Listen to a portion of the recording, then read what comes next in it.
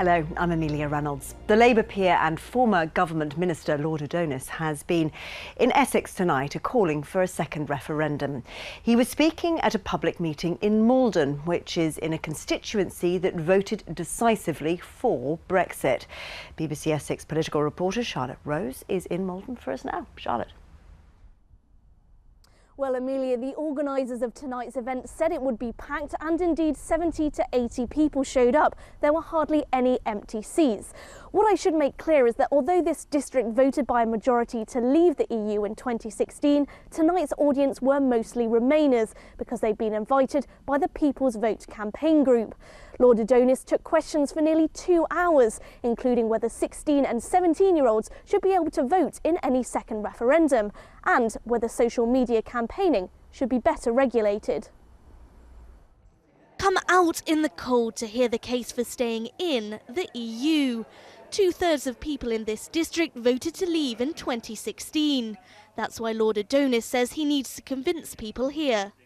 If we can have another referendum on whether we stay in the European Union, then it's going to be won or lost in Essex, because Essex voted largely to leave in the last referendum. But now that people can see Theresa May's deal, they know we're going to spend £39 billion for less good trade terms than we've got at the moment.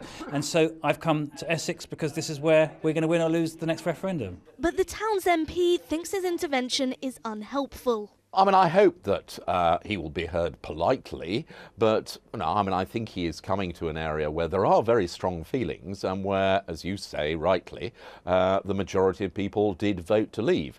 And I do think that calls particularly for a second referendum, not only would that cause huge disruption and anger, I don't think it has any majority in Parliament anyway, but actually I think it would undermine people's faith in democracy.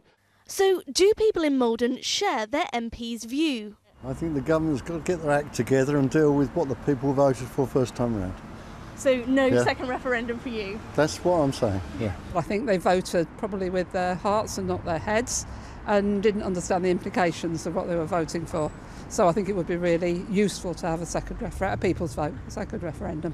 I'm a bit ambivalent because if we get a useless deal, then I would like a second opinion, and I think some people would change their minds now they know the facts.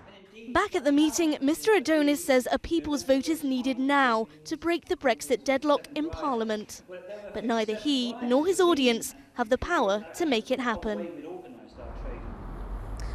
Well, at the end of that meeting, Lord Adonis threw out a challenge to the town's Brexiteer MP John Whittingdale, saying he wanted to have a public debate with him. Will Mr Whittingdale accept that challenge? We'll have to wait and see. Thank you very much, Charlotte. The government announced today